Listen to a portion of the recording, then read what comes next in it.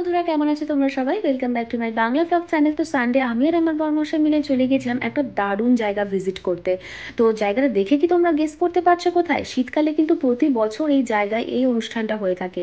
তো আমি গিয়েছিলাম ইকো পার্কে হস্তশিল্প মেলাতে। প্রতি বছরের মতন এবারও ভিজিট করতে গিয়ে নানান ধরনের সুন্দর সুন্দর আকর্ষণীয় জিনিস দেখতে পেলাম।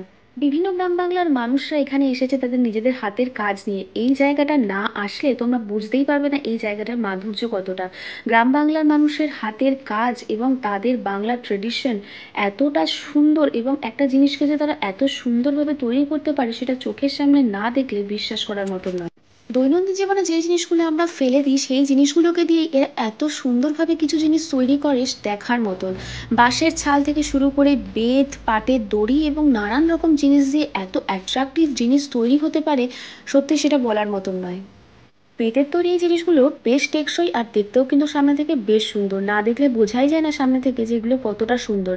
এরপর দেখলাম কাঠের ফালির ওপরে কি সুন্দর করে লিখে দিচ্ছে নামগুলো, নেম প্লেট মতন। আমার এগুলো পারচেস করার খুব ইচ্ছে ছিল, কিন্তু দামটা আমার একটু বেশি মনে হয়েছে বলে আমি আর কিনিনি। এরপর দেখলাম বিভিন্ন রকমের মাটির কাপ, প্লেট আরও নানান ধরনের জিনিস। তারপর হঠাৎ করে আমার বরমশাই দেখি আটকে গেছে একটা জায়গাতে। কি দেখলো বলো তো? একটা আয়না। আর এই আয়নাটা দেখে ওর ভীষণ পছন্দ হয়েছে। তো আয়নাটাতে নিজের মুখ একটু দেখে নিল।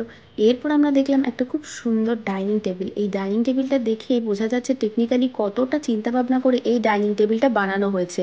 একটা বক্স শেপের মধ্যে ডাইনিং টেবিলটা বানানোর পরে চেয়ারগুলোকেও এমনভাবে বানানো হয়েছে যে জায়গাটা কিন্তু খুব কম কনজিউম করবে।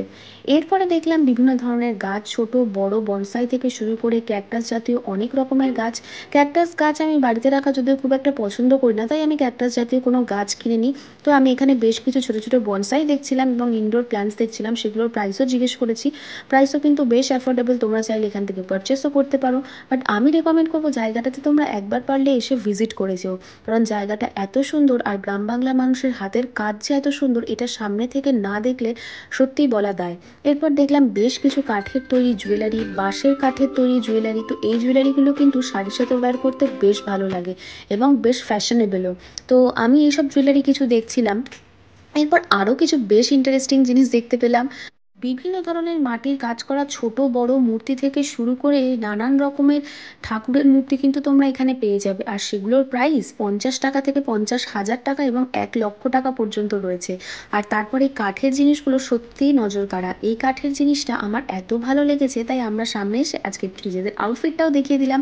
এই ড্রেসিং টেবিলটা দেখো এত সুন্দর, বাড়ির একটা কোনো কর্নারে রাখলে সত্যিই সেখানটার লুকই চেঞ্জ হয়ে যাবে। আর লাস্টে আমরা দেখতে পেলাম এই এত সুন্দর রাজশাহী একটা সোফা সেট। তো এই ছিল আজকের ভিডিও। ভিডিও ভালো লাগলে লাইক, শেয়ার অ্যান্ড কমেন্ট করো, সাবস্ক্রাইব করো চ্যানেলটাকে and hit the bell icon. By.